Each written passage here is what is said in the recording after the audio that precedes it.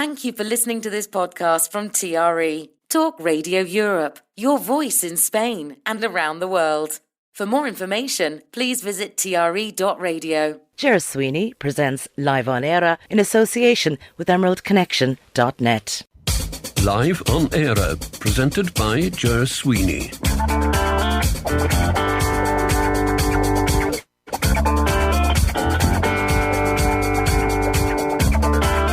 Oh, yes, I am. I'm here. Of course I'm here. I was just checking levels to make sure that everything was all right. Good evening and welcome. It's nice to have your company on this Wednesday evening for another edition of Live on Eire. Sorry, I was putting the wrong fader down and the music was just getting louder and louder and louder. But there we go. Anyway, nice to have your company. Before I do anything, can I say a big thank you to Howard? I loved that last track. Howard loved it. I can see why it's one of your favourites. And yes, absolutely interested in all of the Irish stories that you do. So yeah, very much so. Right, what have we got for you on the programme? By the way, Howard's back with you tomorrow. And Howard, it's not Saturday. Old habits die hard. He had told us all to have a nice Saturday evening. It's a Wednesday evening, and we will certainly try and have a nice evening. So Howard, thanks a million for that. God knows, yeah, we say things at times and we just don't hear ourselves saying it because it's kind of just natural, and it's what we do and what we're used to doing. Right, what have we got for you tonight? I'm going to talk to a man by the name of David Barnwell. And David has written, well, he wrote it and published it in 2009. And there's a second edition just been released. David Barnwell, the Irish-Spanish Dictionary. Yes, we have English-Spanish dictionaries and Spanish-English. But we're going to find out about the Irish-Spanish Dictionary when I talk to David in this particular hour of the programme. And in the second hour of the programme, something that may be of benefit to all European listeners. And I'm thinking especially maybe Irish people that will already be in Spain. You can make it work for you. But if you're an Irish person and you need some health care, some operations, and we know how difficult it can be at times in Ireland because of waiting lists and things like that. There's a company called Healthcare Abroad, and they look after it for you. Yeah, it's all to do with the cross-border initiative and all that. Not Ireland and Northern Ireland, to do with Europe. And I think it dates back to about 2014. But I'm going to talk to Greg Harkin about Healthcare Abroad. And it's something that you might be interested in. All right, so there you have it. That's they're the two guests that we have for you this evening on the programme. There'll be some good music in there. And we'll have some bits and pieces of news from home as well. I want to say thank you to Frank Sattler. Frank is a regular listener to the programme. You will have heard me say thank you to him before. And got a lovely little note from him today. I'm just trying to find the note here now. It says, Ger, it's great to hear of Live on Eire's new association with Brittany Ferries, isn't it? Yeah, it is smashing, especially in relation to the Bilbao-Rosslare route. What a fantastic service to have instead of having to drive to the north of France, as we had to do before. We've been using it since its inception on the Santander-Cork crossing. Well, now it's, as you know, next door in Bilbao and goes to Rosslare. And we've always been looked after so superbly well by all the various Brittany Ferries crews that we've travelled with. Long may it continue. Regards, Frank. Thanks, Frank. And I said I'd read that out because, sure, look, I wanted to give the new sponsor to the programme, the recently added sponsor to the programme, Brittany Ferries, a little boost. And we'll tell you more about them as the programme goes on. Yes, so we'll have bits and pieces for you, news-wise and stuff like that. All right. Now, U2 has confirmed that they will be taking up a residency in Las Vegas this autumn. However, they're going without their drummer, Larry Mullen Jr. They are, because as he recovers from surgery. The band will begin a run of dates at the newly opened MSG Sphere for an immersive show later this year. Sure, it's going to be impressive as well.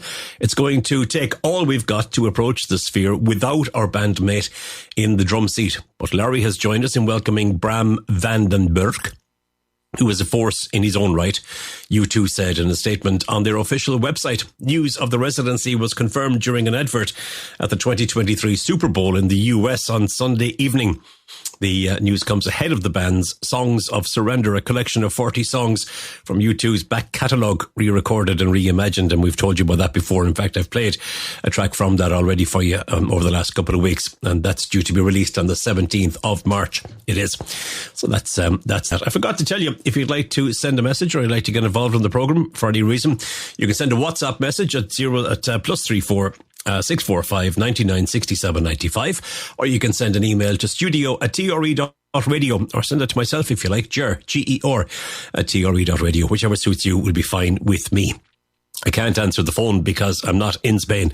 I'm in Ireland, and as I look out the back window, I can see it's just starting to get dark. There's a grand stretch in the evening, as we say in Ireland.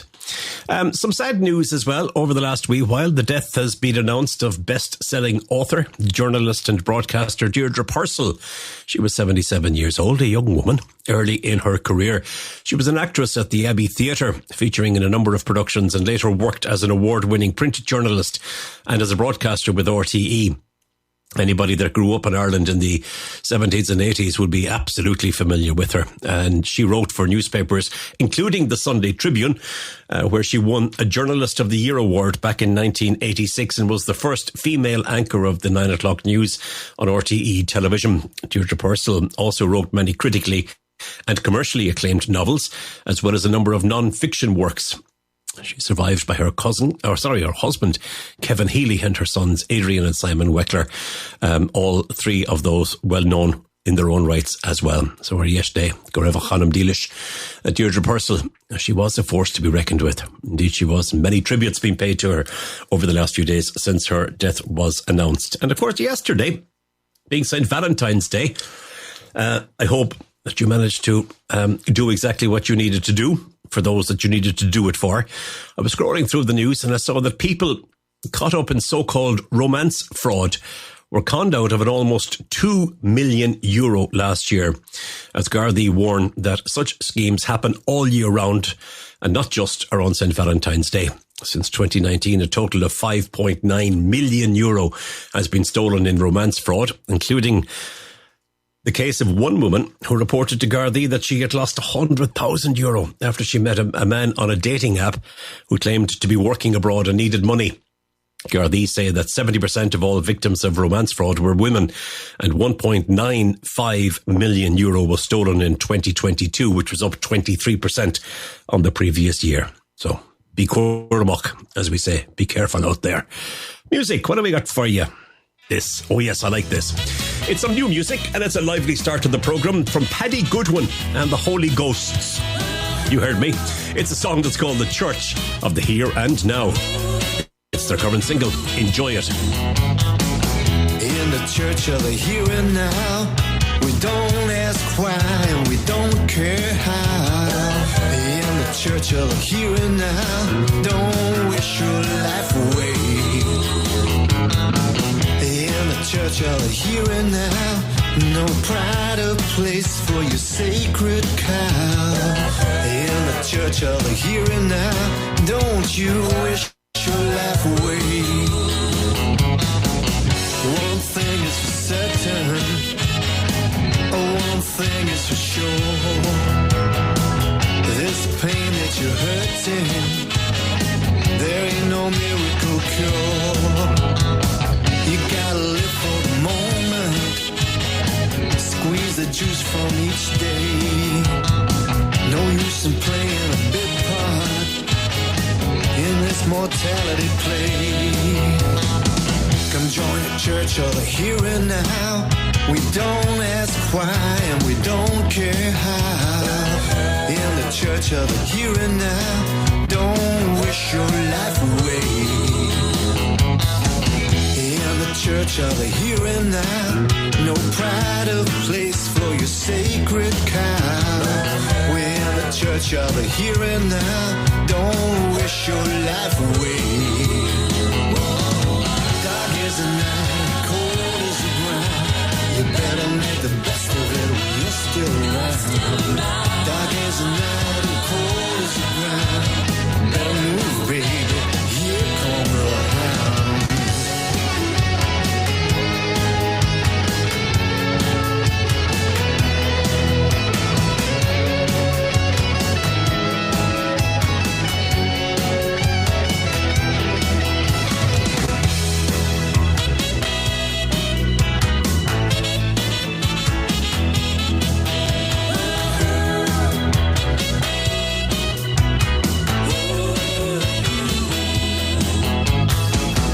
join the church of the here and now.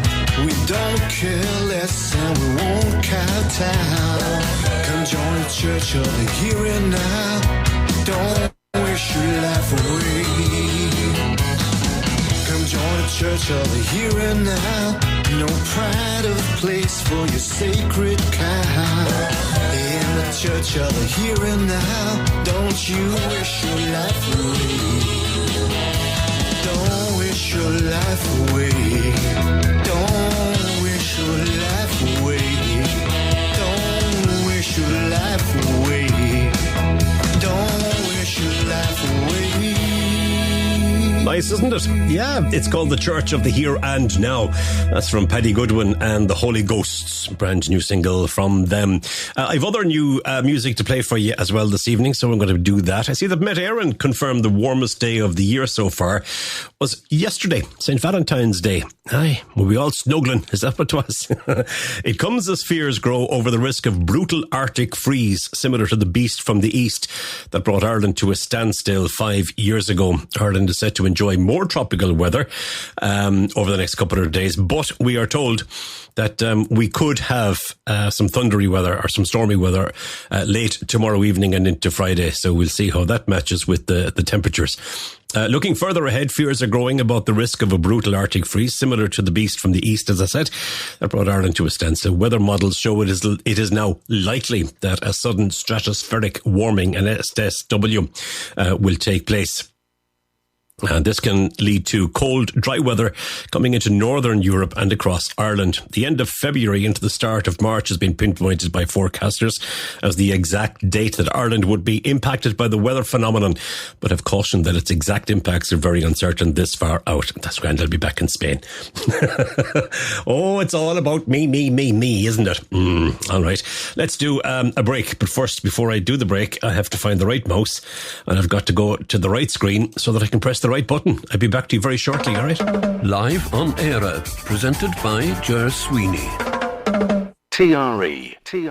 Talk Radio Europe. Live on Eire, presented by Ger Sweeney. Welcome back to the programme. Maybe the ads are a little bit higher in volume than I am, but I don't want to be too high, all right? So if that's the case, I apologise if you have to go and turn up the radio or down the radio or whatever the case might be. But anyway, there we go. Tension is emerging over the future of a now disused section of rail network in the southeast of the country. The Rosslare-Waterford line was effectively closed down back in 2010, but has been the subject of a campaign on the part of some groups to have it reopened, initially for freight traffic, but eventually for passengers. However, others in South Wexford want the route to be used for a new greenway that would link up with other greenways in the country and across the region, including the successful Waterford Greenway and the pending New Ross Greenway. An All-Ireland Rail Review is understood to have reported in draft form, and recent speculation has suggested that it will recommend reopening the Rosslare-Waterford City line for rail. Meanwhile, Minister for Transport and Green Party leader Eamon Ryan has made it known that he favours reopening the line and developing it as part of a Western Atlantic corridor, which would join up with other parts of the network, and that would be superb. If you recall, a couple of months ago, we had the general manager of Rosslare Europort on the programme, and there are massive plans, huge plans afoot for the development of Rosslare. And I was driving recently back to Spain, and I was passing, there's a huge amount of work already being done in the development there, so we wish them well, and that's why I think this is actually going to go ahead. But anyway, members of the South East On Track Pressure Group have been lobbying for such a move since 2010 and said that this weekend that they welcome Minister Ryan's commitment while calling on him to publish the rail review in its entirety. Rosslare and Waterford Rail Link provides a very valuable route for freight, Joe Ryan of South East On Track said recently. Over the last few years, and especially since Brexit, there has been an enormous increase in the amount of containers passing through Rosslare. I saw a figure actually talking about that. I saw a figure today about that. Let me see if I can just get that. It's up. The freight is up in Rosslare over the last number of years by Now, let me see if I can find that. It shouldn't be too far away. Let I'll find it. Okay, I won't delay you now at this stage. I'll keep going on what I'm talking about. And anyway, according to Mr. Ryan, Rosslare needs to have a freight line that is considered to be a Tier 1 port internationally. He said that while the group is realistic enough to understand that the most of the current process could achieve is the reopening for freight, they would like to see passengers eventually restored to the line. If rail freight returns, we will look at how that might change in the scenario and we'll reassess and look at putting a business case for passengers in the future. Those who want a greenway installed on the old line say that too much time has passed since it was actually used for rail. Too much money would have to be invested, and to date, no specific plan has been put forward at an official level. Rosslare-based councillor Jim Moore, who has been one of the main speakers in favour of the greenway plan, said that if Minister Ryan is going to move in favour of reopening the rail line, he needs to proceed with that decision without delay and put plans in place. The debate has gone on far too long, Councillor Moore said. It's expected that the All-Ireland Rail Review will be published in the coming weeks, although because of the 32-county nature of the study, the lack of an administration in Northern Ireland is understood to have hampered these plans. Well, there you go. So what can we say about that, as the man says? Right. Irish exports and imports hit records high in 2022. That's not the story that I'm looking for, but that's fine. I was interested recently. I was just going through my Twitter account, and I've played music from Roe, R-O-E, on the programme before. And I was interested to see that she tweeted out that her new single, she was going to basically do all the work herself. She was releasing it independently and was basically saying, look, anyone on the radio or anyone on the, that can play this and you'd like to get a copy of it, will you get in touch? Just, put your email address on it or whatever. So I did. And she got in touch. And she was very kind and said, here you go, that's it, thanks very much, appreciate your interest. I said not at all, took a listen to it, went back to her and said, love it, think it's fantastic, I'm going to give it a spin on Wednesday night.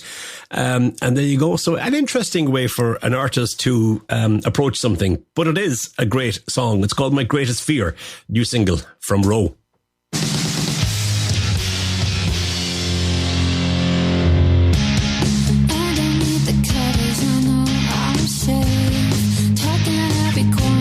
Stays that way.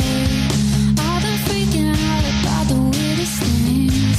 It gets to me, it gets to me. Told you I never want to see you again. In the heat of the moment, I'll be your worst friend. I don't want to hurt you in any way. You don't deserve it, I will never learn. It's my greatest fear.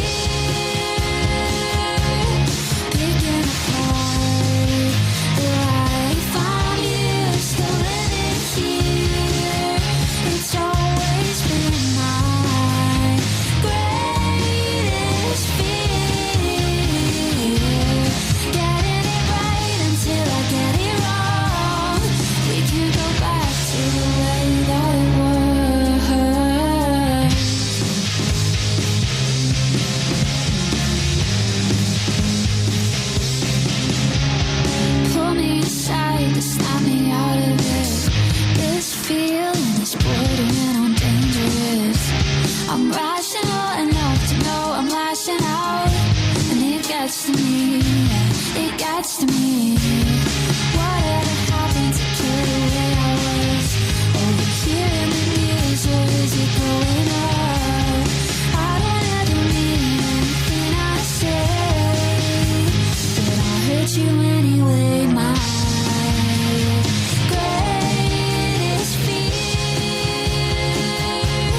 picking apart the life I'm used to living here.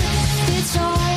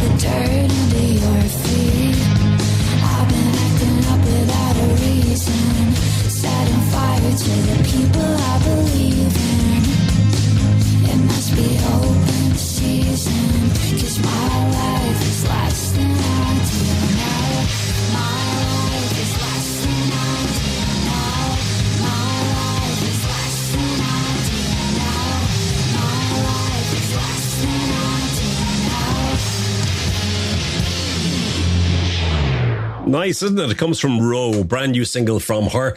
That's a song that's called My Greatest Fear. Hope you enjoyed that as much as I did. I'm going to take a very quick break. Come back to me just after that. And we're going to be talking to the first guest on the programme, a man called David Barnwell, who has written an Irish-Spanish dictionary. He did it some time ago, but I want to find out why and how it's going, and just a little bit more about it, because it's something that you might be interested in too. Live on Eire, presented by Ger Sweeney. TRE. Talk Radio Europe. Live on Eire, presented by Ger Sweeney. Welcome back to the programme. Now, if you were listening on the 26th of August 2018, you would have heard Patricia Traynor in one of her fabulous stories that she presents to us on a regular basis on the programme, talking about the first ever Spanish-English or English-Spanish dictionary. And it was written by two Irish friars back in 1797, 1798. The two friars were Thomas Connolly, a Dominican friar, and Thomas Higgins, a Carmelite friar. And they had been chosen by King Charles IV of Spain to write the first ever English-Spanish dictionary. Now, roll the tape forward to 2009. A fellow by the name of David Barnwell, a Dublin native, decided to write an Irish-Spanish dictionary. Let's find out why. David Barnwell, you're very welcome to the programme. How are you? Good evening. Thank you very much. Lovely to talk to you. An Irish-Spanish dictionary in 2009. Why did you do it?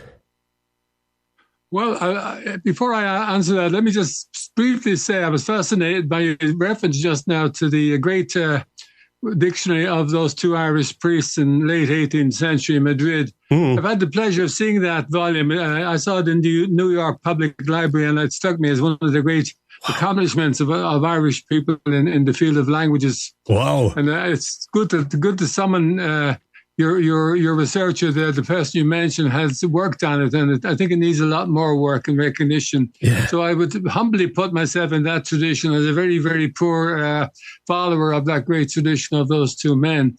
Well, there's the broadest background of the historical relationships between Ireland and countries of the Spanish-speaking world, both Spain and Latin America. So I've always been aware of those. And indeed, I have published a little bit in that field. But in 2009, I did get some funding. I was employed at a research institute in Ireland called the Linguistics Institute. And I got some funding to work on a dictionary. And that would, I guess the work started out much earlier than 2009. Sure. But the volume came out in 2009. We were happy with it, but over the years, as the years passed by, we became aware of deficiencies, and we thought it was time to update it, improve it, and correct one or two errors that we had not caught in the production process. Okay. So that's the background. Now, to do this, when I was sitting with Antonio Sierra, your good friend Jose Antonio, who is our Spanish-Irish cultural advisor on the programme, and he said to me, "Did you know about the Irish-Spanish dictionary?" I said, "You mean the Irish language into the Spanish?" I said, "No." But he said, "Yeah, it exists." And he said, a man called David Barnwell wrote it. And he said, "Would you like to talk to him?" So I said, "I certainly would." I thought that it might have been written before 2009. And my thought process is very simple in that how many people actually rely on a dictionary these days as opposed to our good friend Google? How many? I wonder. Yeah, you raise some interesting points. First of all, I want to recognize Antonio Sierra for his, it's not a significant part in my development as a Spanish speaker. He was a lecturer at Trinity College when I was an undergraduate, and indeed he was the first native speaker of Spanish I ever spoke to in my life. So I've always had a soft spot for Antonio, and I know his love for Ireland and his great respect for Irish culture. As regards Google, yeah, you're right.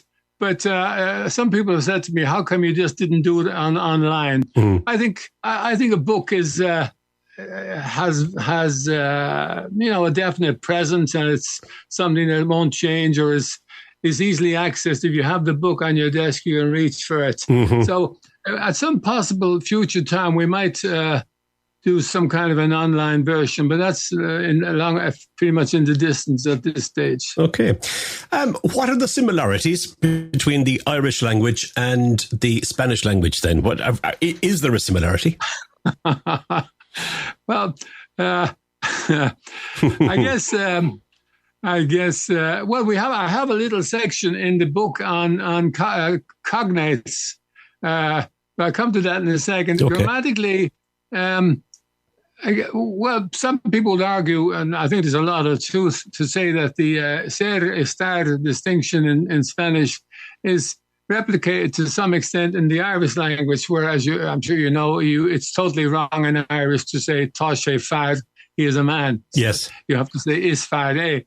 And similarly in Spanish, it would be totally wrong to say está un hombre. Mm-hmm. Obviously, it's es un hombre.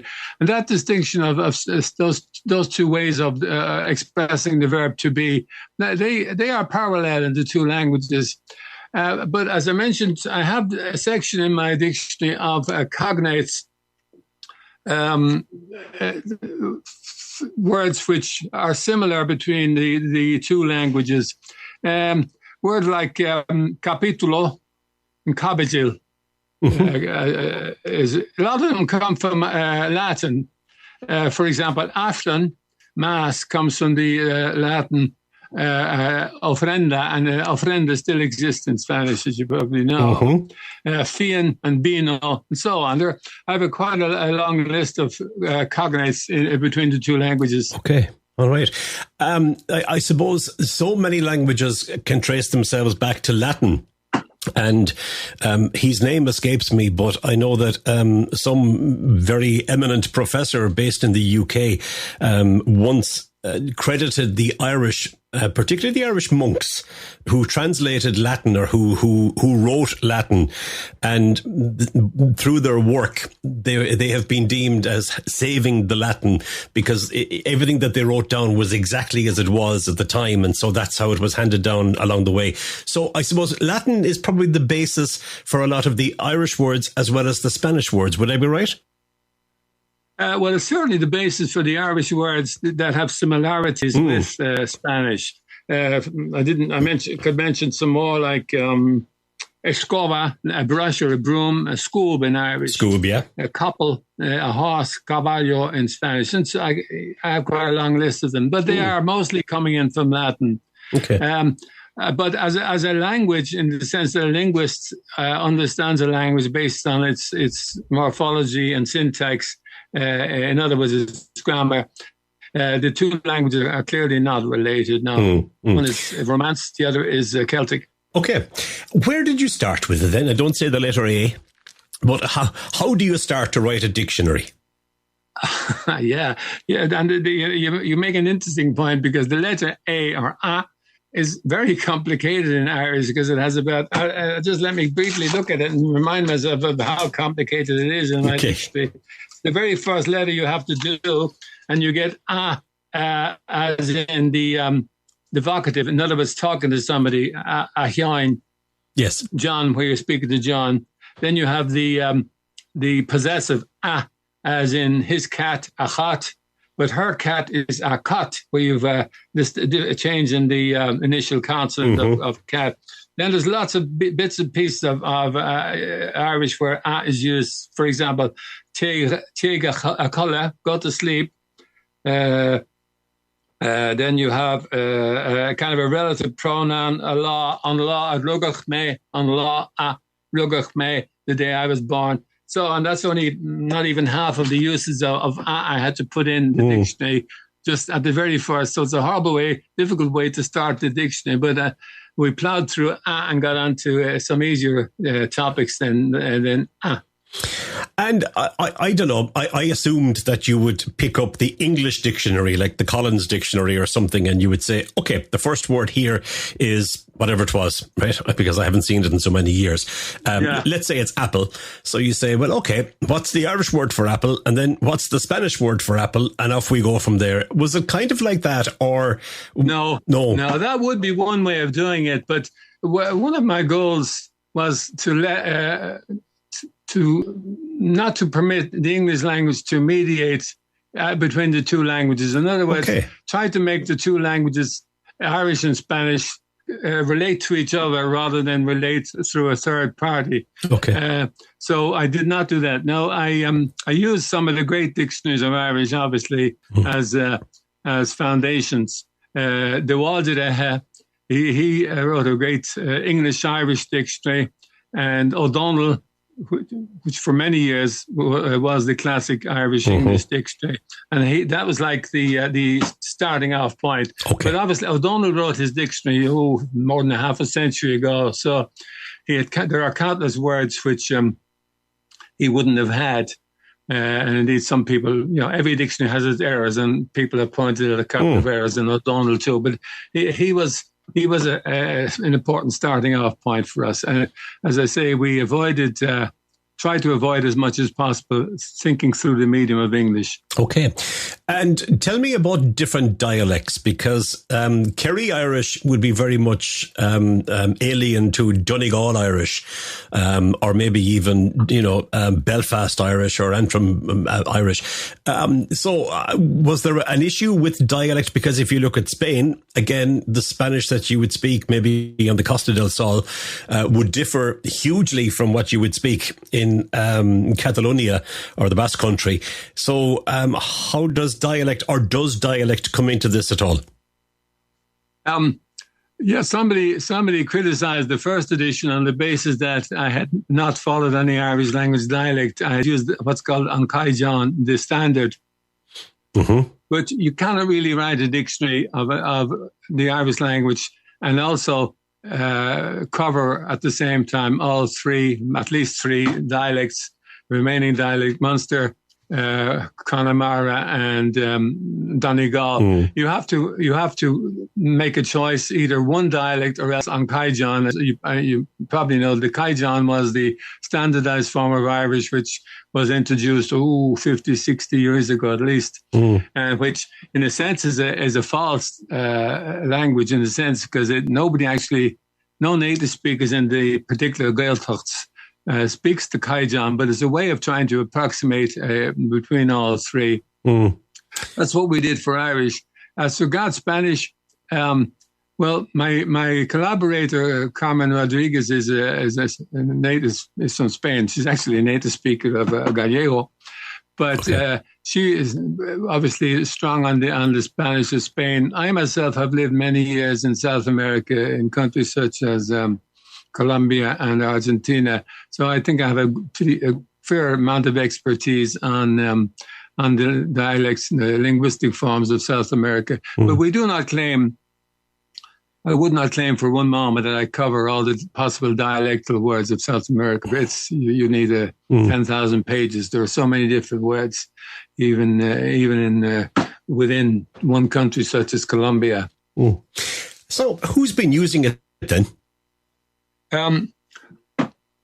Well, so far I can only answer on the first edition. The first edition was purchased by folks in obviously in Spain and in South America, and it's surprisingly good sales. Great. Obviously, we're not talking about a blockbuster novel. It's a very limited and particular audience for it, but it sold well in the United States, we found, which is gratifying. In Ireland, a lot of schools, I myself try to separate the Irish language from schools as much as possible, in the sense that it's too much associated in the Irish mind, I think, with school. Language should be something outside of school. But having said that, I was happy to have quite decent sales in schools in Ireland, particularly in Gaelscoileanna, which, as you know, are schools where almost all instruction is through the medium of Irish. So if you're taking Spanish for your leaving cert in a Gaelscoil, you should be taking it through the medium of Irish. That's where my dictionary would be helpful. Very good. Was it a labour of love for you? Was it your love of both languages that made you decide to do it? Yes.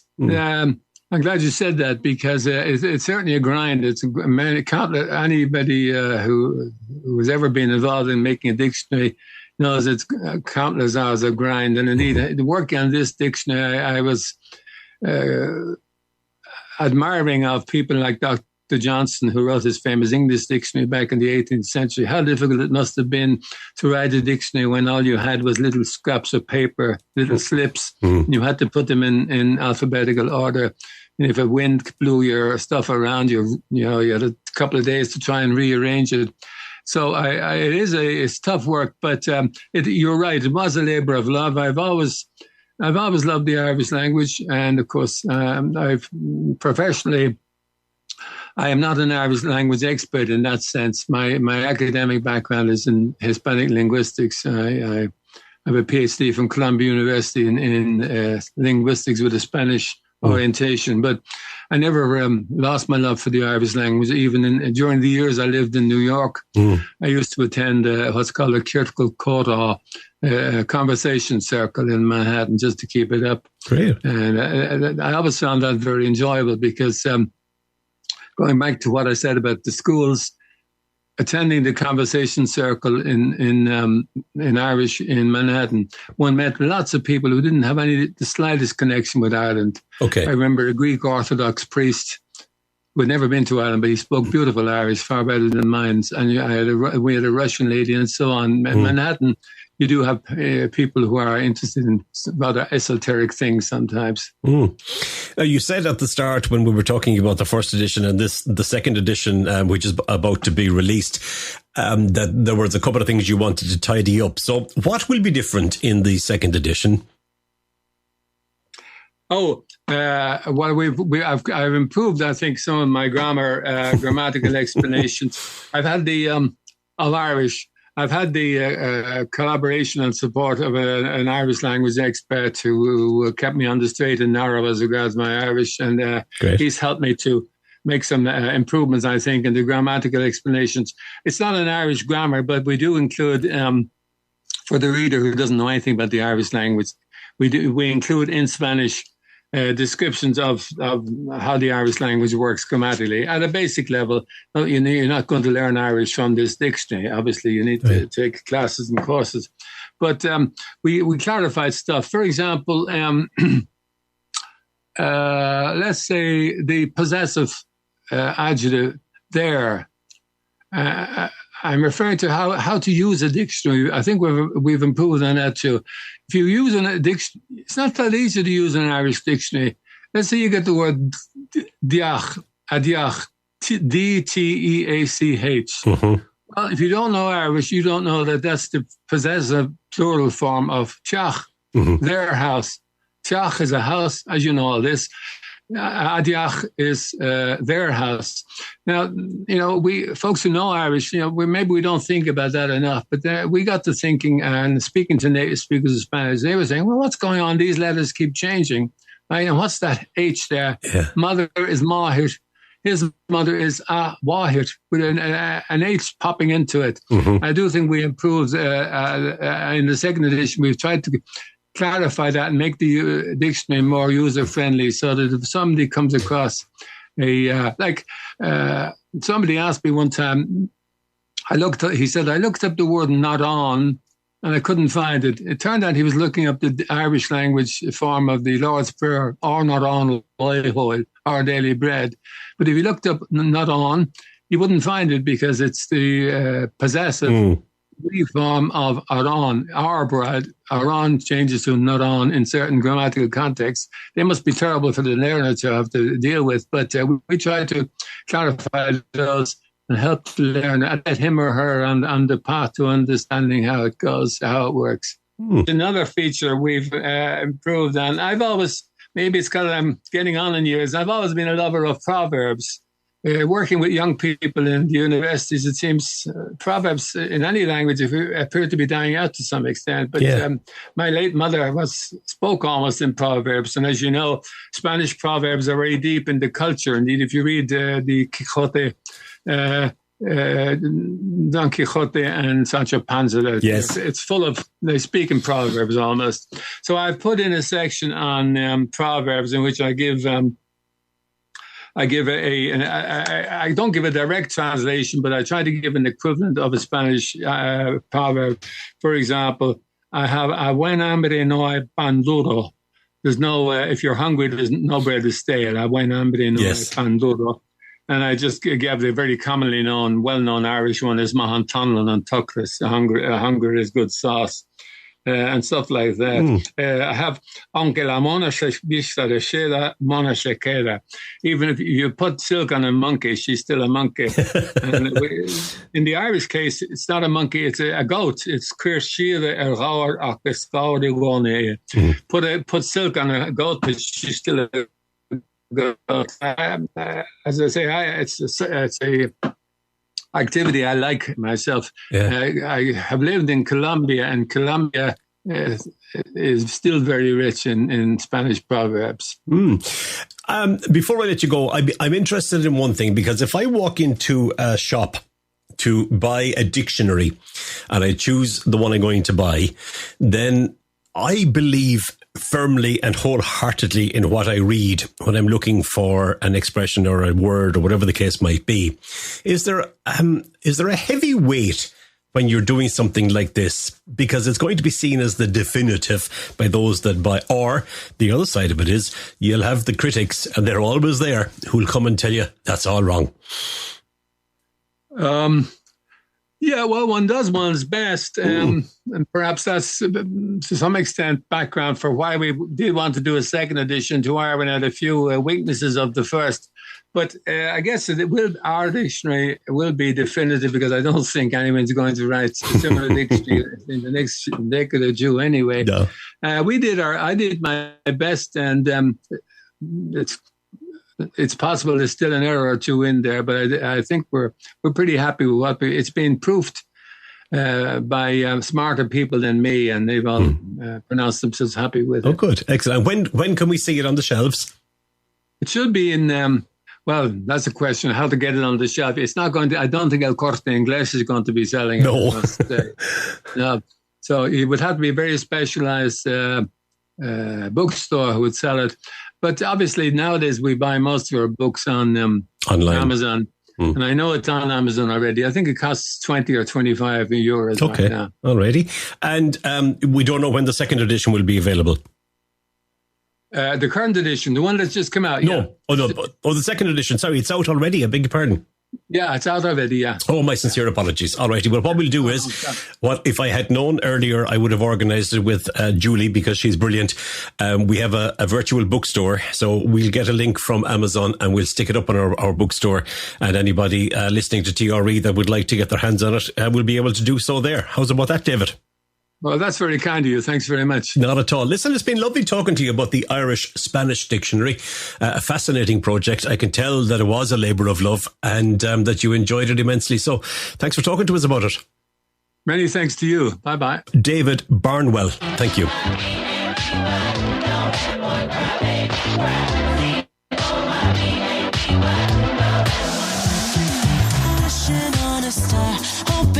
You change, little did I know.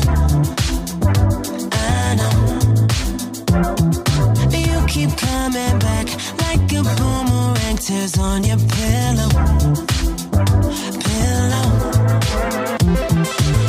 C-O-Y-B-A-B-Y, go ahead, boy, cry, baby, cry. C-O-Y-B-A-B-Y, go ahead, boy, cry, baby, cry. Hey, how you doing? I hope you're doing fine. Oh boy, I've been thinking, oh wait, that you just set my mind. Oh, I must have been crazy, oh baby, to ever let you in. Ever since you've been gone, life's so good, and I've been two-stepping many times before. Flowers at my door, boy, you're so sorry, so sorry. Cry me a river, build a bridge switch over to your new honey. C-O-Y-B-A-B-Y. Go ahead, boy, cry, baby, cry. C-O-Y-B-A-B-Y. Go ahead, boy, cry, baby, cry. Hey, how you doing?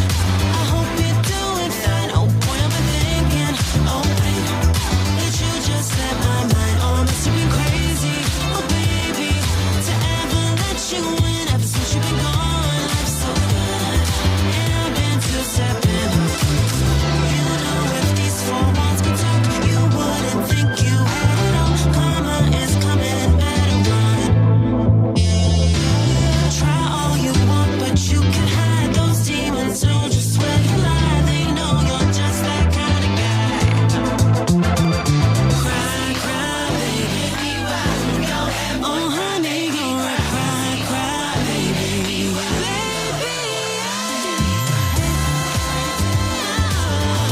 Doing fine, oh boy, I've been thinking. Oh wait, that you just set my mind on. Must have been crazy, oh baby, to ever let you in.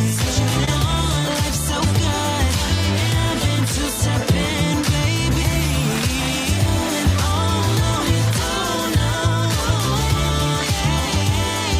You just set my mind on. Must have been crazy, oh baby, to ever let you in. Since you've been gone, life's so good, and I've been too stepping, baby.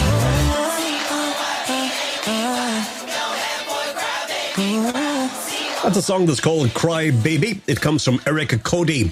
And it's a nice one. Brand new music from her. I was just sitting here listening to that, and I was remembering one of my TRE colleagues, non-air colleague. I won't tell you who it is. Mightn't want to have the information on the radio.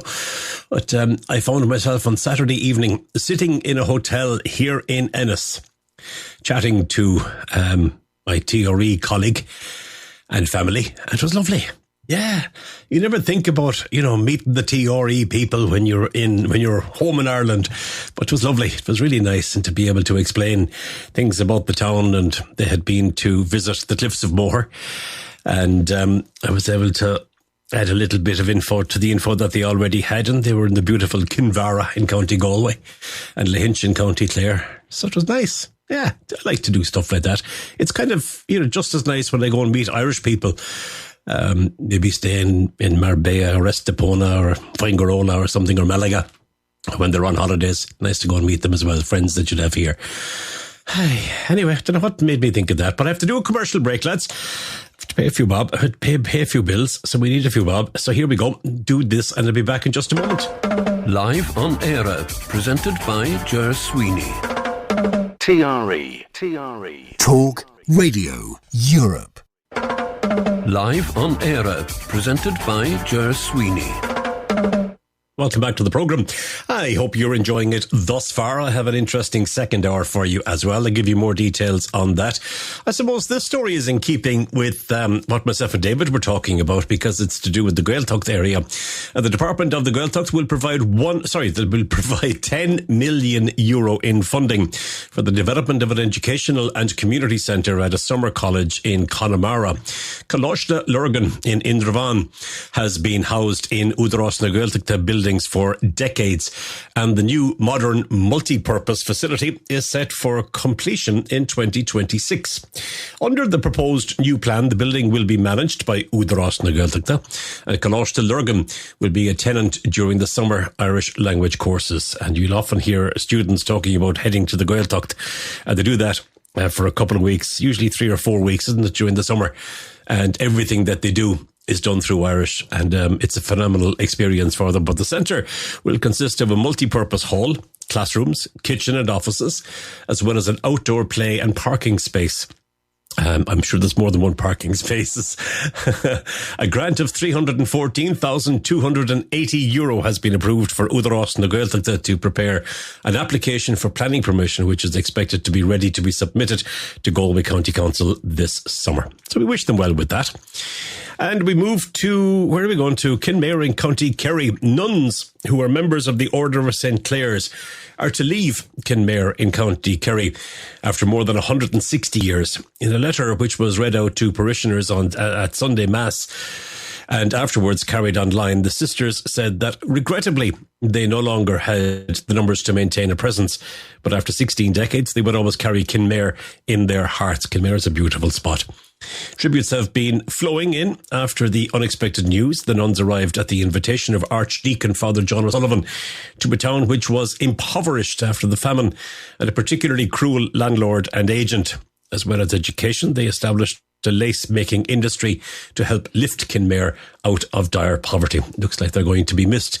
As I said, many tributes were paid and they were carried in various news outlets over the last wee while. Now, a Derry-born fashion designer has said it was a privilege to design the outfit for Rihanna's Super Bowl halftime show. Wow. The Irish are everywhere, aren't we? Absolutely. Saying that it felt like a wild, wonderful dream. Taking to Instagram, Northern Ireland fashion designer and creative director of Low, Jonathan Anderson, said, "I'm so excited to have been part of this unforgettable moment. Rihanna is a true icon, and working with her to bring these stage looks to life feels like a wild, wonderful dream." He was born in Magherafelt in County Derry, and his fashion career began when he studied at the London College of Fashion before going on to launch his first menswear collection under the J.W. Anderson label. Soon after, he made history when he became the first individual to be awarded both Women's Wear and Menswear Designer of the Year at the British Fashion Awards. So there we go. Well done to our Derry native, Jonathan Anderson. That's interesting. I didn't know about that until I spotted it online a little earlier on, I think just today or maybe late yesterday. We're heading towards the news. Just a quick reminder, if you'd like to get in contact for any reason, the WhatsApp machine is cranked up, well oiled, and is in working order. You can send a WhatsApp message to +34 645 99 67 95, or you can send an email to studio@tre.radio, or you can send an email to my own email address if you'd like as well. It's Ger, G-E-R, @tre.radio. So that's it. Done and dusted for the first half of the programme. Don't go anywhere, please. The news is just 2 minutes long, and I'll see you just after that. TRE. Talk Radio Europe. Live on Eire, presented by Ger Sweeney. Welcome back to the programme. Nice to have your company on this Wednesday evening. Thank you for choosing to spend it with me. And you heard me talking to David a little earlier on, and I said, listen, I didn't realise that the second edition of the dictionary was out. And I said, we'll organise with Julie because she's brilliant to put that on our virtual store. Well, lucky for me, I got a message from her. She said, lucky you. She said, if the match had started already, I wouldn't be listening in. So thanks, Julie. Appreciate that. But she said, that's done. So there you go. If you want to get his Irish-Spanish dictionary, it's up on our TRE website, tre.radio. And thank you, Julie. She was in preparation. She's a big Arsenal fan and has been, she tells me, since she was 10 years old, and gets nothing it's in the way for watching an Arsenal match. So I wish you well tonight, and we'll miss you. You'll probably be getting your scarf organised between now and the kick-off. Just when your man was saying it there on the news, it reminded me. Now, I'm going to be talking to Greg Harkin in this hour. Greg is from Healthcare Abroad, and we're going to be talking about how Irish people have been heading to Spain and maybe Portugal and maybe the Netherlands to have procedures done. Operations that they may not have done quickly enough in Ireland, and they might be in significant pain. And there's an EU initiative, I think they call it the Cross-Border Initiative, I'm not 100% sure, but we'll find out when I talk to Greg, that allows every European citizen to go for treatment in other European countries if you'd like to do so. And apparently you don't have to have private healthcare insurance because we're all taxpayers in our own country. And it's paid for by the government, right? The home government. And there's all sorts of ins and outs on it. So I'm looking forward to finding out a little bit more about that from Greg Harkin between now and the end of the programme. So he'll be joining us in about, I suppose, maybe 15 minutes time, maybe a little bit less. Minister of State Jack Chambers is set to bring protocols. Not protocols, Ger, read it properly. Proposals, that's the one, for the licensed haulage support scheme to Cabinet. That will provide €18 million to assist licensed hauliers with cost pressures. Now, according to research conducted by the Department of Transport for the last 6 months of 2022, fuel prices for operators continued to be just under €300 per vehicle more expensive per week than in 2021.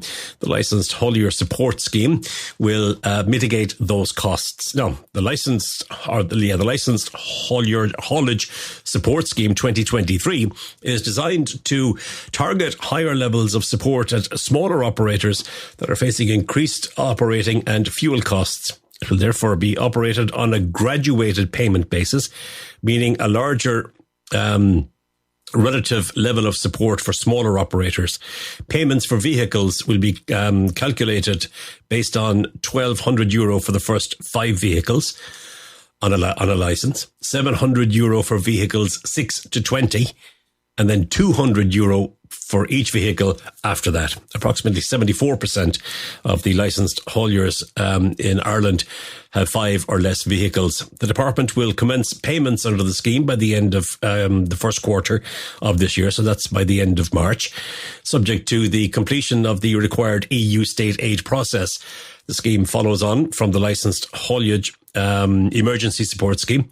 The previous scheme provided for a flat rate grant support equivalent of €100 per week for 8 weeks for each eligible heavy goods vehicle authorised on the licence of a licensed road haulage operator.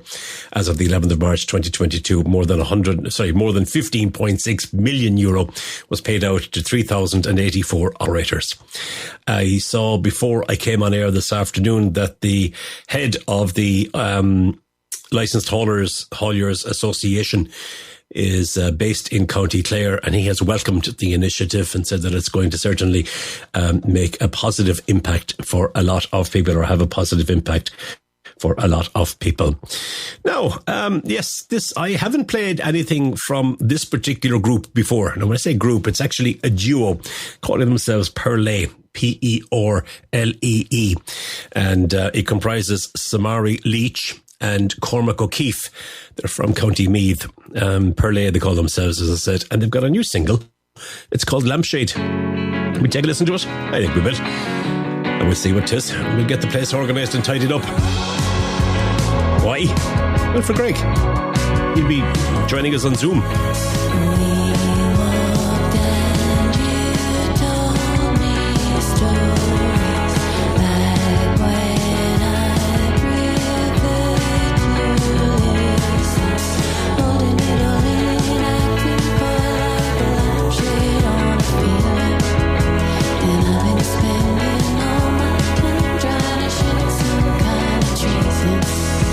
But I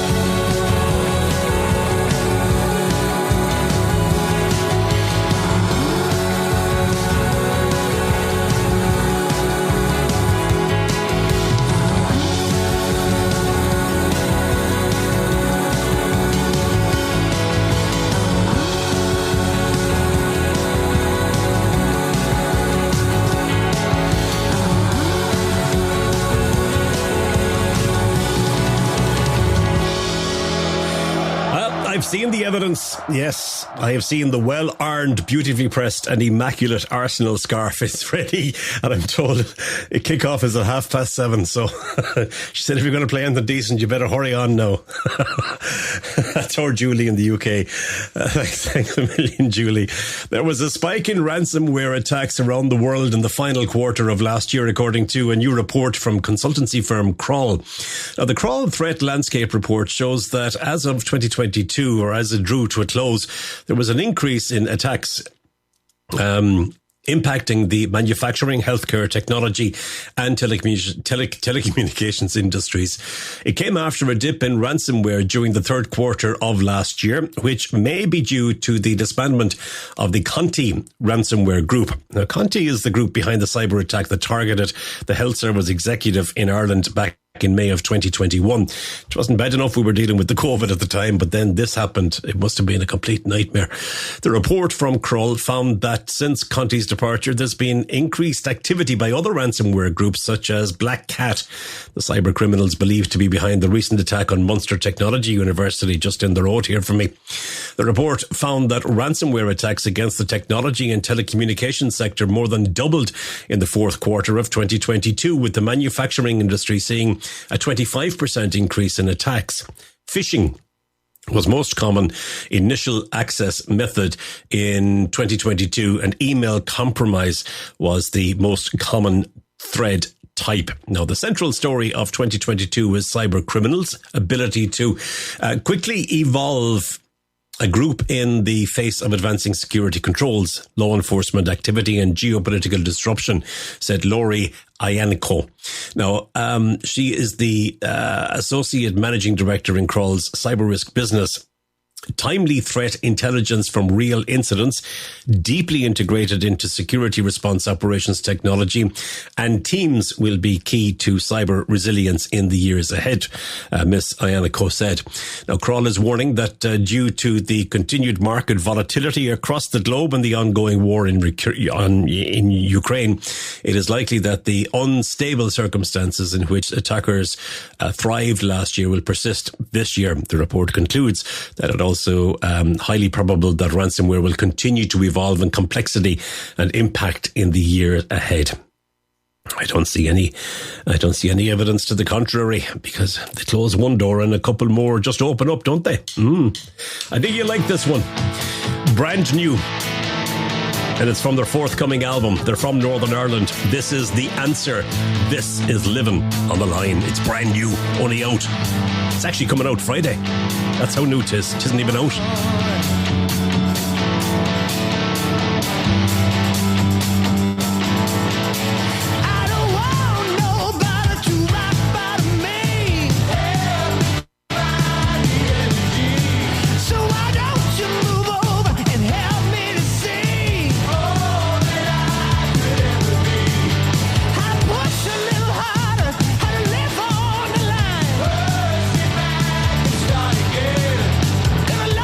Like I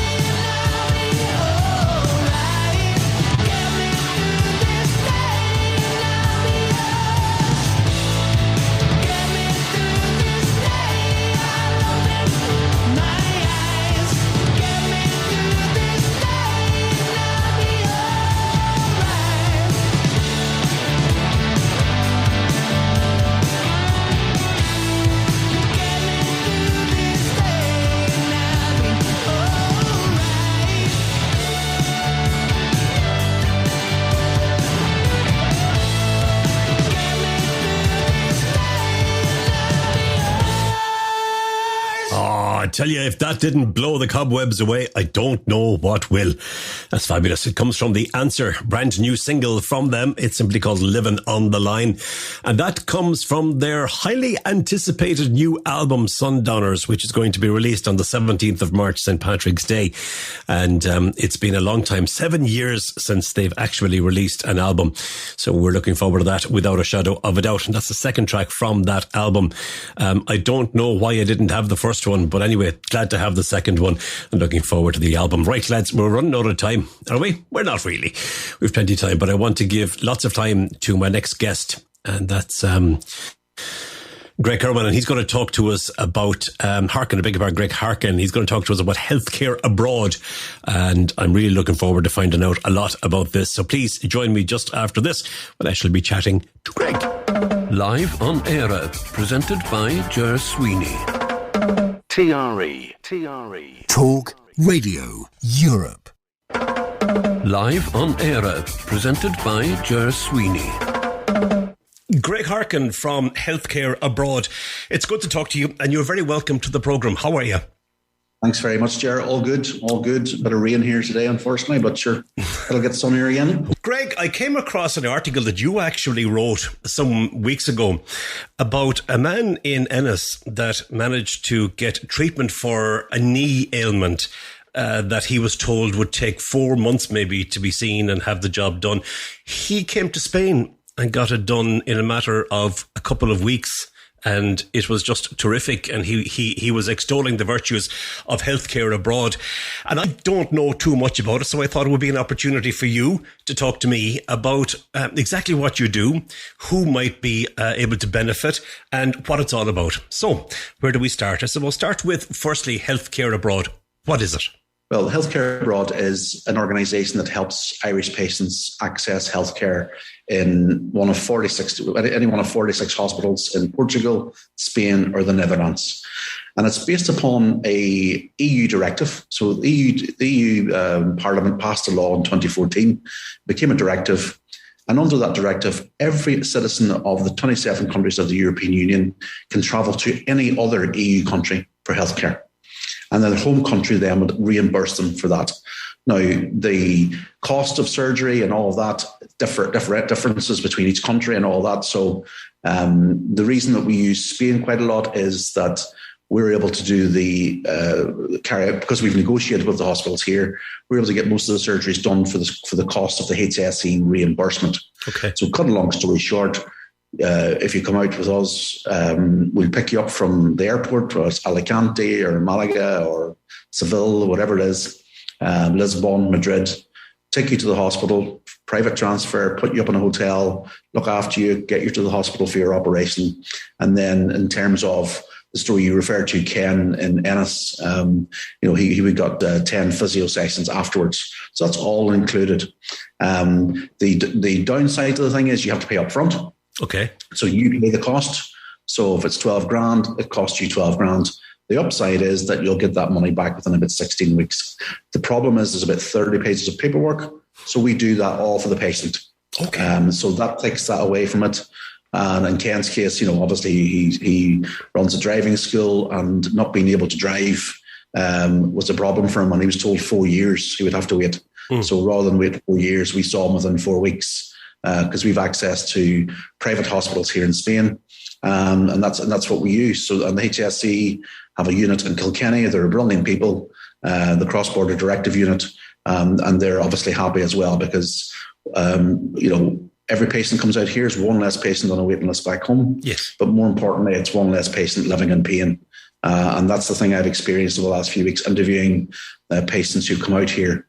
To see them get back on the plane back home, usually with just one crutch, and then following up a couple of weeks later with a few of them, they're back home living their normal lives, back at work. They're not missing work anymore. In one particular case recently, a gentleman who works for the HSE, 62 years old, told he'd have to wait till he was 66 for the operation. Came out here. We'll be back at work next week, and he didn't want to give his job up. He loves his job. Okay, that would have meant him giving up his job basically for 4 years. Right. In other words, retiring at 62, and he didn't want to retire at 62. Now, can I decide that I need an operation, and can I just decide on my own behalf to contact you and say, I'm not waiting on the waiting list in Ireland. What can you do for me? Or how does it work? Okay, so you don't even have to be on a waiting list, Ger. You know, there is a bit of a misconception that you have to be on a waiting list. You don't. Oh. You just have to need surgery, and that referral, you have to get a referral letter from your GP. You can't just say, I've got a sore knee, will you fix it? Okay. You need to go to your GP. Your GP will say, listen, you need a full knee replacement or something similar. And then obviously we would require scans then. So MRIs or X-rays done back home, back in Ireland. And those are then sent to our surgeons here. So once the surgeons have examined the X-rays and your GP referral letter comes through, then all you need then is to get onto aerlingus.com or ryanair.com or whatever.com you use, do your thing and get on the flight. So what we do then is the HSE will reimburse, in most cases, 100% of the cost. What we don't take any money from anybody. So if you're flying out from, for example, Shannon with Ryanair, you pay your own flights. When you get to the hotel, we'll book you in. We have good special rates with really good hotels. So, for example, the one we use in Denia, the Denia, we get that for €70 a night, bed and breakfast. It's really good value. So we book that, but again, you pay for your hotel. Okay. And then you pay for your consultancy and your operation and your physio yourself. Now, some people obviously don't have 12 grand lying in the bank account. Just going to mention that, yeah. Yeah, well, that's understandable as well. So what we've done is we've spoken to the Irish League of Credit Unions. So your local credit union now will pay that for you, and the HSE will reimburse the credit union directly. So again, you don't have to have shed loads of money in the bank. You just need to have obviously a referral letter from your GP, and the HSE unit in Kilkenny will reimburse the patient in about 16 weeks. So it takes about 4 months. But we'll do all the paperwork. We'll guide people through the paperwork, make sure they have the correct receipts and all the records from the hospital. So that's all. That's what it's about. It's basically making our job is to try and make it as easy as possible, frictionless as possible. Okay. So we will make sure that you're given assistance at the plane when you're flying. For example, if you're flying from Shannon or Cork or Dublin, our staff will meet you at the airport in Ireland before you leave. And then our staff will meet you when you arrive, usually into Alicante, is where most of our patients come into. I thought I had a touch of sciatica last June when I was here in Spain. It turns out I had a slip disc and I had to have medical treatment in Spain. I had to go for daily injections and all that kind of stuff. But I went home from my operation. And when I went home, I had to see a consultant or a surgeon, and then you had to wait a week or two. And I was very fortunate. The whole thing was over and done with in 13 weeks. Now, it was 13 weeks of agony. But could I have had that operation in Spain and not have to go home to have it? Yes, if you're an Irish citizen and you have a PPS number and you have your GP based in Ireland, absolutely. As long as you're an Irish citizen and a PPS number, there is one exclusion that does apply, and unfortunately it affects. I don't know whether it's under the EU directive or the HSE directive, but if you hold a UK pension, so unfortunately, there's hundreds of thousands of people in Ireland who worked all their lives in Britain. They draw on a UK pension, and they're not entitled to the cross-border scheme, because after Brexit, they would have been entitled to go via the UK, but since Brexit they can't. And then there's another group of workers, unfortunately, who are excluded. So cross-border workers. So if I'm a civil engineer and I live in Donegal, but I work for Derry City Council and I pay my taxes in the UK, I'm not entitled to travel under the EU cross-border directive, unfortunately. That's the current system, and that's just one of those outflows from Brexit. So I have relatives in Derry and Donegal, so my Donegal relatives can fly out here anytime they want. If they have a knee issue or a hip issue or a sciatica issue or a slip disc, but my relatives in Derry can no longer do that since 2020, since Britain left. Okay. How many people are availing of this in the last number of years? I couldn't quantify it. I know that, I know that, for example, some people travel to Northern Ireland. So after Brexit, they can no longer travel under the EU cross-border directive, but the Irish government brought in what they call the Northern Ireland Planned Healthcare Scheme.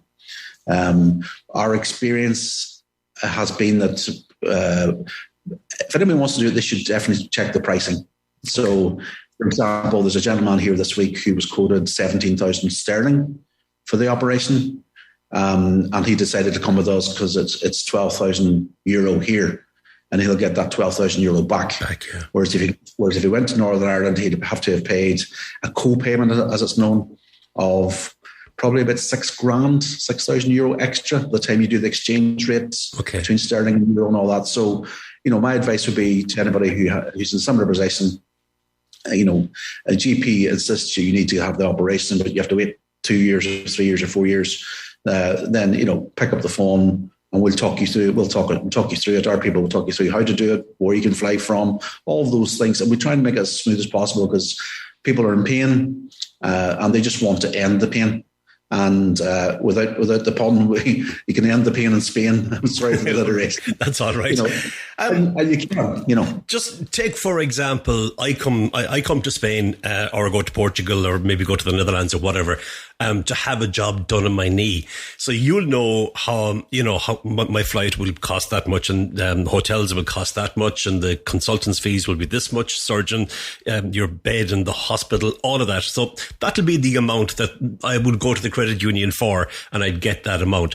Supposing I have complications after surgery and I'm in hospital for longer than I needed to be, and they're looking for their few bob before I go home, how does that work out? We work with the hospital here, hospitals here, so that's covered. So if anybody has to stay an extra night or go back in again or that will be looked after. The hospitals work with us on that. In terms of your health pathway, when you come to Spain under the cross-border directive, you're coming under the auspices of the HSE. Okay. So once you go back home again, you go back into the care of the HSE. It's as if you went to Dublin or Galway for the operation. It's the exact same procedure. So you go back, and for example, our patients will usually go back and see their GP a couple of weeks after they get home, depending on the procedure. That may be for the dressing of wounds for certain procedures, because there may still be a dressing requirement for the nurse in your local GP practice. But the GPs we work with, know their patients are coming here and they know they're coming back again. Okay. And we get really positive feedback because GPs are there. They're advanced nurse practitioners. Anybody in the GP practice, they're there to look after you, and they're as pleased as we are. When one of their patients comes back and is able to walk again, run again, all those things that people take for granted who aren't in pain or don't have an injury to their knee or hip or back. So the GPs work with us. In fact, some of the GPs I've spoken to the last few weeks, the first thing they do is hand out the healthcare abroad number, because they know that their patient is going to be waiting, and they're happy to deal with us because, all the hospitals we use are, the surgeons we use in Spain are the best surgeons in Spain. We're really lucky. It's private healthcare as well. We don't, it's not as if we're pushing somebody out of the Spanish health system. All the hospitals and clinics we use are private. Okay. I was going to ask you, and you just touched on it there, what are the concerns that people would have? And obviously, the reputation of a hospital or a surgeon or whatever would be there, but what kind of concerns have people got when they first make contact with you? I think I suppose most people think, oh my God, can I do that? So they don't actually believe they can do this. So when you explain the EU cross-border directive to them, and as I said, a citizen of Spain can go to the Netherlands, a citizen of Germany can go to Lithuania. If you're in the EU, you have the right under this directive to travel. And it was Irish MEPs who'd, first began this conversation, in 2002, 2003. It took 10 years to get through, but they got it through. One of the concerns might be language.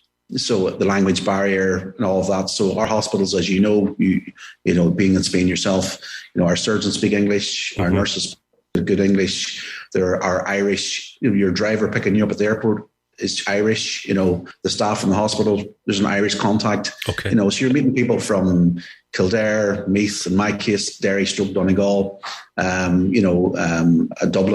So the staff tend to be Irish. We have some English staff as well. But the whole idea is to make the whole thing as smooth as possible and to reassure people that when you meet your surgeon before your operation, the surgeon will speak to you in English and he or she will explain what the procedure is going to be. So that can be a sort of, I think it's the mental thing about getting on a plane to get something sorted. Mm-hmm. Once people get over that, some people have an issue about or have a fear of language, and we explain that that they'll be looked after. There's interpreters needed if required. HCB hospital in Benidorm, for example, they have a dedicated interpreter's desk. Really? Yeah. And in Denia, all the staff speak English. The surgeons there, they're Dutch, they're German, they're Spanish, they're brilliant. And as you know, the Dutch in particular, multilingual. Yes, of course. You speak better English than we do, Ger, I think sometimes. You have been gathering stories from people who have done this. And what's the main benefit for them that you hear them talk about? What's the big talking point with them? The big talking point is the way they're cared for. That's the first thing they say. They can't believe they get picked up at the airport, because that's another fear. If I get off the airport in Malaga or Alicante or Lisbon, what do I do next? Well, somebody from healthcare abroad will be there waiting for you at arrivals. Okay. And take you straight to your private transfer, 9-seater bus, minibus, and taken straight to your hotel. You're checked in. The staff are used to dealing with staff in the hotels that we use, are used to dealing with Irish patients, so everything goes very smoothly. And I think that, and then when they're at the hotel and at the hospital, all the transfers back and forward again, all provided. Okay. A lot of people bring a relative, maybe a partner. I was going to ask you that, yeah. Some people bring. There was one lady out recently, and she was here for 3 weeks, and she had a son the first week, a daughter the second week, and another son the third week. They all took a week about. And so when they've got free time and if they want to go to a shopping centre, or like, for example, the gastric sleeve surgery that we specialise in, it's a weight loss surgery. Those patients are out and about in 3 or 4 days. They can't lift anything. They're told not to, carry any weights and stuff. But we had 2 ladies last week, and were a bit bored. So after their dressing had been checked at the hospital, could they go to the shopping centre? Absolutely, we'll drop you to the shopping centre. Give us a ring when you want picked up again. Okay. So we do all of that, restaurants, recommendations, and things like that. We don't want to be too. We're not tour guides and we're not holiday guides. Yeah. We're not protected or any of that sort of stuff. But if somebody asks, for a lift somewhere, we'll do that. If they want a recommendation for, where's the best Galician steak in Kenya, we'll tell them. Right, okay. So that sort of thing. So I think that really gets people. The other thing that gets them is the fact that they're on a plane within a couple of weeks. They're out here and they're back on their plane a couple of weeks later, haven't had their surgery, haven't been told, unfortunately, by their GP that it might be 2027 before they're seen. They're heading for Easter 2023, fixed, happy, able to go to family functions, able to, in one case I dealt with recently, a gentleman with an 8-year-old son who's GA mad, hurling, football, and always mad to go to the fields, and he could take him, but he couldn't play with him. And he's looking forward to getting back and kicking a ball with his son again and hitting the sliotar and all that sort of stuff. So it's really life-changing in terms of that sort of, like, we use, for example, a clinic in Alicante, Visum Eye Clinic. It's a 6-story eye hospital. So a patient can come here on a Monday and go back on a Friday with cataracts removed from both eyes. No 6 weeks between. The Spanish believe in bilateral surgery. They've pioneered it for the last 30 years. And Professor Alio there, who I spoke to last week, don't wait. Come and see us. just do it. You know, the HSE will reimburse, I can't remember exactly, €1,700, something like that per eye. Again, it's under the cross-border directive. So particularly for older people, and I don't mean that in disrespect to anybody, but, you know, when you get 60s and 70s, people do get cataracts and they start to lose their vision and their whole way of life changes as a result. And they can come here for a week, stay in Benidorm, stay in Alicante, stay in Denia, wherever they want, and have cataracts removed and be back home on the Friday and living their lives again and seeing in full colour again. Is there an age block? In other words, can young children avail of this? And you mentioned elderly people, but is there an age within which you work, or is it open? No, anybody.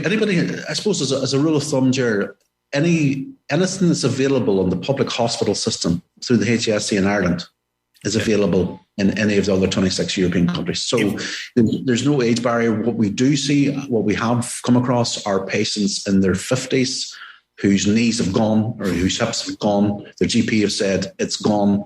The MRI scan shows that they've gone, and then they're told by consultants in Ireland that they're too young to have their knee replaced or they're too young to have their hip replaced. Okay. So we have come across that here. Our surgeons, one of our surgeons said last week, we don't treat MRIs, we don't treat X-rays, we treat people. Mm-hmm. So if you need your life back and you're 55. You know, why wait till you're 60 for your knee replacement? Get it done now because you have a life to live.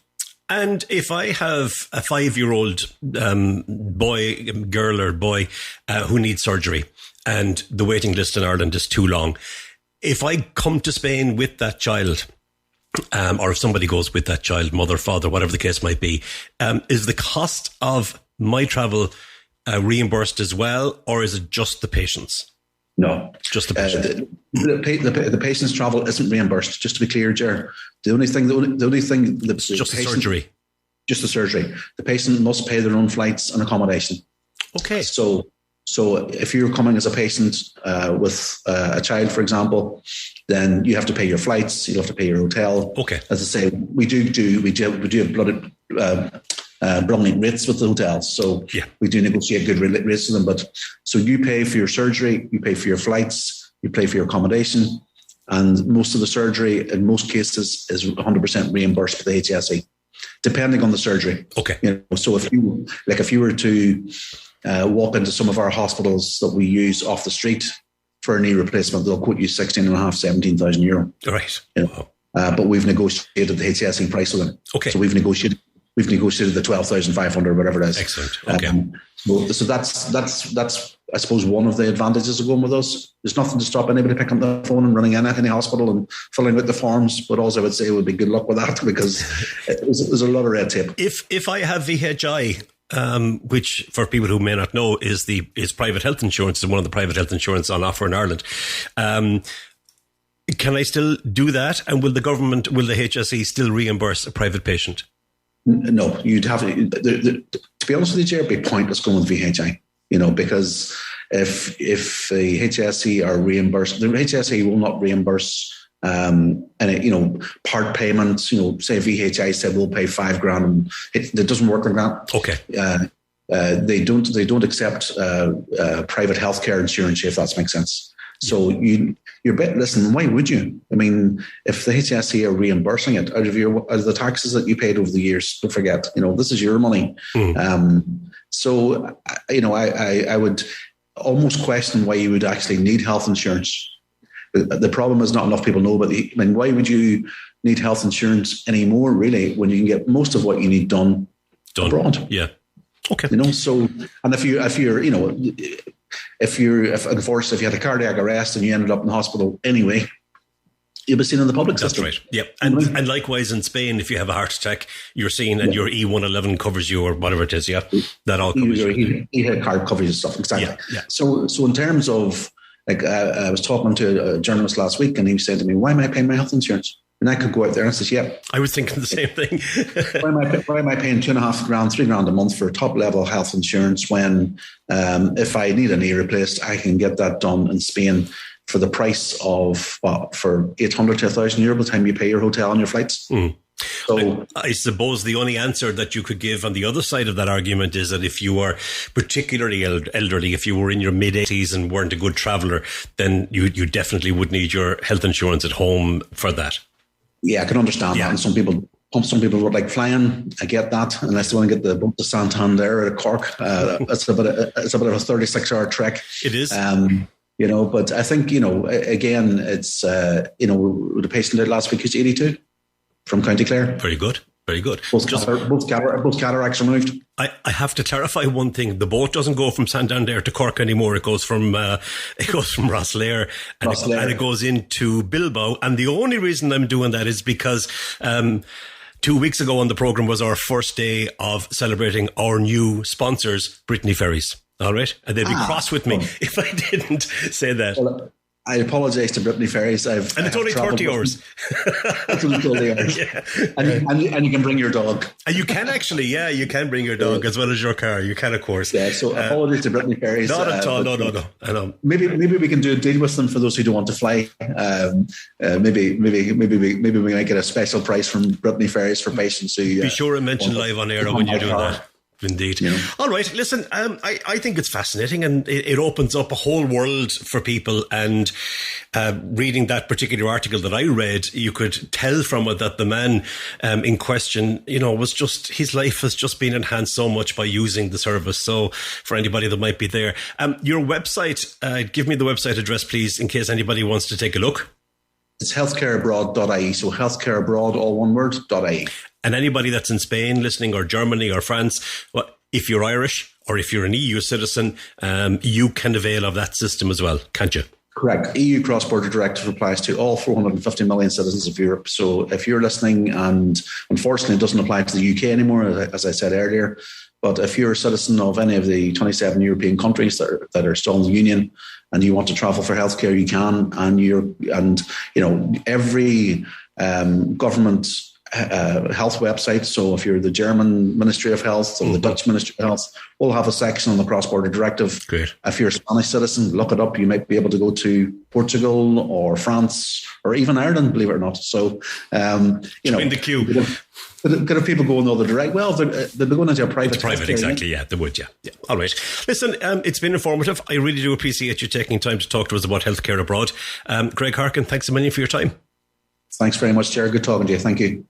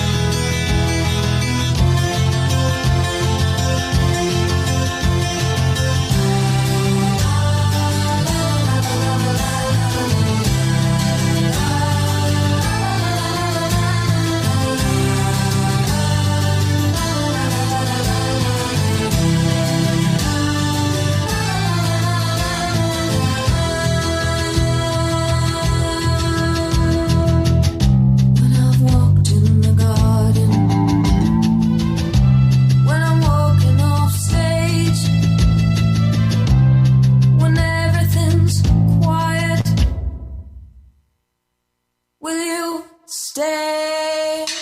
Will you be my lover? Will you be my mama? I said, will you be my lover? I said, will you be my babe? When I lay down my head at the end of my day, nothing would please me better than I find that you're there. When I lay down my head at the end of my day, nothing would please me better than I find that you're there when I wake.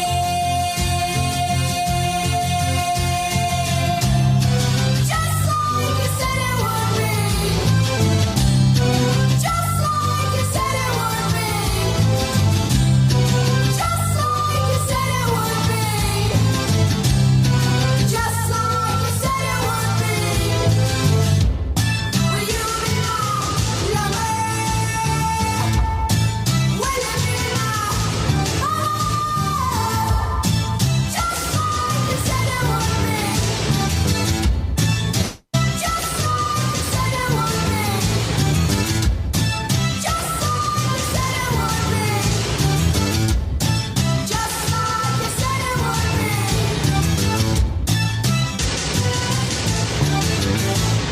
It's a while since we've had Sinead O'Connor on the programme. And there she is, just like you said it would be. That's taking us back a while, isn't it? Came across it earlier today and I said, that'll do very nicely. Yes, indeed. Now, do you know everything you need to know about the healthcare abroad? Thanks again to Greg for taking time out to talk to us. Let's do a quick break. Come back to me just after that. I will have some more news and some more music as well, but time is running out. Live on Eire, presented by Ger Sweeney. TRE. Talk Radio Europe. Live on Eire, presented by Ger Sweeney. Welcome back to the programme and thank you for tuning our way. A street-by-street air quality map for Dublin City has been released by Dublin City Council. The Google's Project AirView initiative measured the air quality of Dublin City's streets over a period of 16 months and gathered over 50 million pieces of data. When benchmarked against the provisions of the EU Air Quality Standards 2011, overall, the capital's air quality was deemed to be good. However, the streets along the quays on either side, of the River Liffey in the city centre show relatively elevated nitrogen dioxide levels compared to other streets, which could be higher on account of the congestion levels on these quays.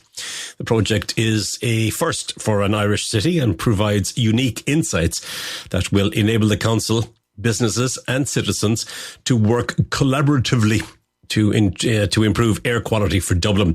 Now, the data would also be used by the Dublin County Council to help inform current and future environmental and climate policies and planning efforts. All data is now available to view on Google's Environmental Insights Explorer and on Smart Dublin's open data platform. So there we go. Interesting. Yeah. A map of where the streets are clear and that. Yeah. The latest extension to the Royal Canal Greenway has started with the aim of providing a high-quality footpath and cycle track from the North Strand to Phibsborough in Dublin City at a cost of €30.85 million. Phase 3 of the project, which stretches 2.1 kilometres from Newcomen Bridge to Crossguns Bridge, is funded by the National Transport Authority's Active Travel Programme. It will also include accessible ramps from the canal towpath to all road crossings, a new pedestrian and a bicycle bridge or a cycle bridge across the canal at a new community plaza, as well as tree planting and landscaping. The work is scheduled for completion in the second quarter of 2025. Minister for Transport Eamon Ryan said that greenways are for locals to help ensure that people living in an area, in this case an historic and relatively densely populated part of the city, can get to where they want to go or can just enjoy the route without having to negotiate clogged traffic or traffic clogged roads. Interesting. So we wish them well with that. And by time for this, I have great Just enough time. Leslie Dowdle. Haven't heard on Leslie on the programme for a while. Here's a song called Magic Man.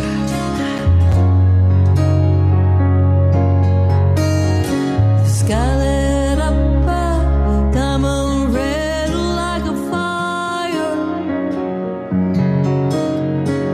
holding me down and burning with my desire. Called your name, I felt the flame as it was rising. I can't feel it, I can't breathe, it's not surprising. You're my magic man, supersonic magic man.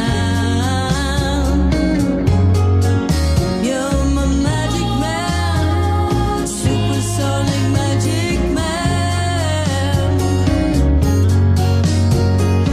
Leaping through some troubles and there was lightning. Darkness fell and broke the spell of all the fighting. We found out that we could last a lifetime. You're my magic man, supersonic magic man. You're my magic man, supersonic magic man. You're my magic man, don't come round, take me as I am. You're my magic man, take me as I am, Make a wish and make it last forever. Tonight's the night, it's happy ever after. You're my magic man, supersonic magic man. You're my magic man, take me as I am, The love is to come round here every day.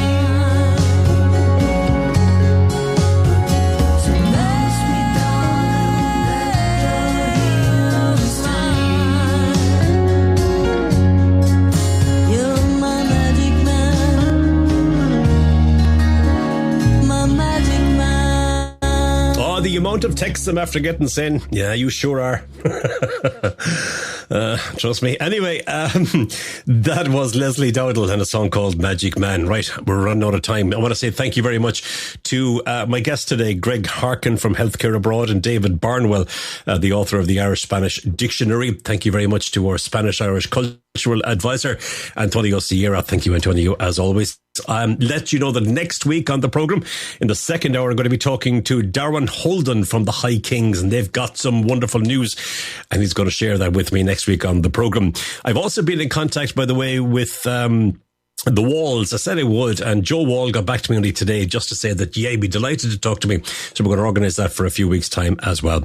That's it, done and dusted. Look after yourselves over the coming week, won't you? We've got the BBC after the news, and then that'll take you through until Dave is in the morning at 8. From me, Ger Sweeney, bye-bye and thank you. Ger Sweeney presents Live on Eire in association with emeraldconnection.net. You've been listening to a TRE production. If you've enjoyed this programme, there'll be another episode waiting for you next week, right here on this platform, where you can also access our extensive back catalogue of shows and interviews.